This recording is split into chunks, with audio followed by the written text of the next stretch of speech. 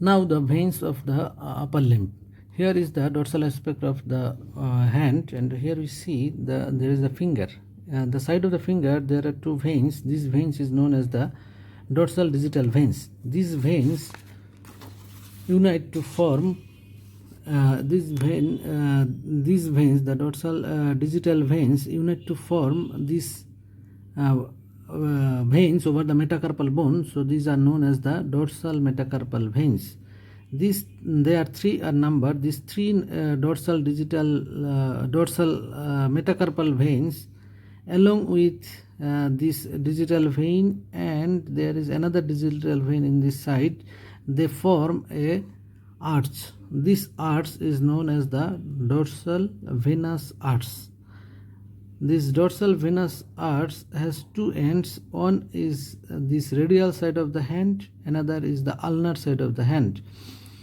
This ulnar side is also known as the axial part of the hand, and this radial side is also known as the preaxial part of the hand, as because during the development the main axis runs through this part of the hand, the axis of the upper limb.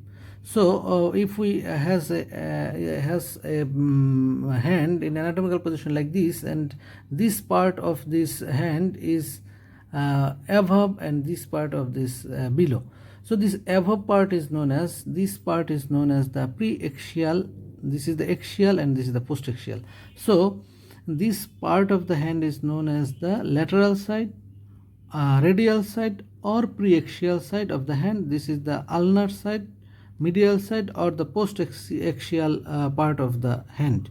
So the vein that runs in this part, that will be the preaxial vein, and the vein that runs in this side, that will be the postaxial vein.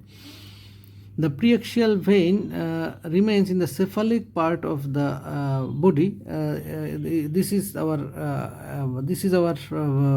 head side, so this will be the cephalic vein, and this is the basal part. If we remain the hand like this, our hand will remain on this base.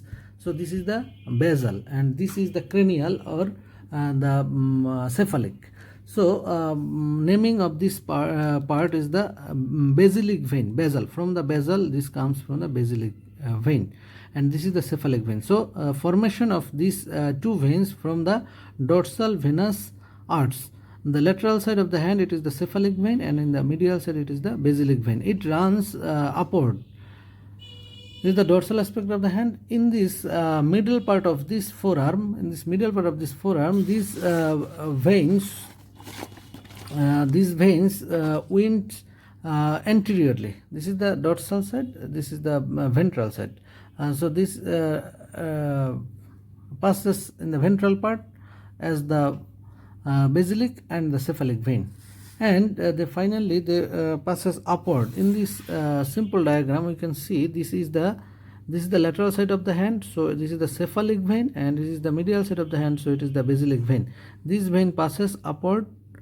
There is no change of the name of this vein. This is the cephalic, this is the basilic in the arm.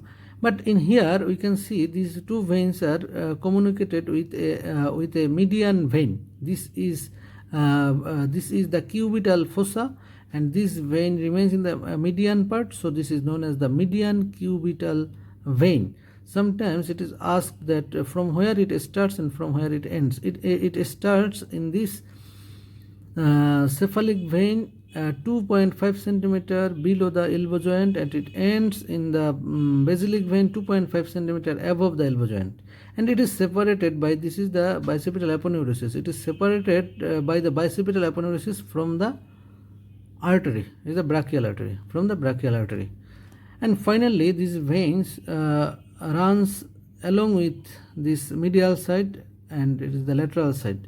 The basilic vein enters the deep fascia at the mid of the arm, and the cephalic vein pierces the deep fascia at the axilla. Here it is the axilla, and it enters into this axilla underneath the deep fascia. It is the deltoid and it is the pectoral is major muscle. So in between these two muscles, this is the deltopectoral groove. So this vein passes upward in the deltopectoral groove. This is the cephalic vein. Here we see that the cephalic vein passes in this deltopectoral groove and finally it enters into this axillary vein. Finally this vein is the subclavian vein and into the superior vena cava. And we see this is the axillary vein, and here is the basilic vein. It enters into this way, and this is the basilic vein. It passes like this. These are the superficial veins. There are another superficial vein in the hand that has the connection with this median cubital vein. That is the that is known as the median cutaneous vein of the forearm. Here we can see this is the palmar vein in the palmar area, and these veins collectively forms this median cutaneous vein of the forearm, or median antibrachial vein. This vein finally drains in this median cubital vein. But in this picture you can see that this is not like the this picture. This is a straight vein, but here you can see there is a loop.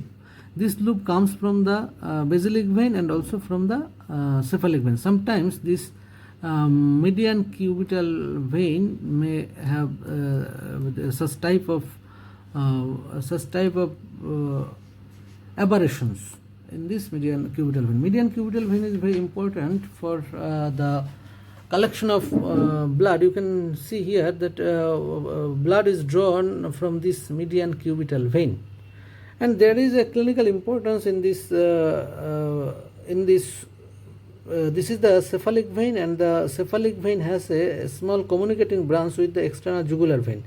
When sometimes this cephalic vein is cut off here, they can communicate with this small communicating vein with the external jugular vein, and this is the merit of this communicating vein. But sometimes when there is a fracture of this clavicle, they may cause a rupture of this vein, and there might be a hematoma in this part. So this is something about the superficial veins of the upper limb. Thank you all.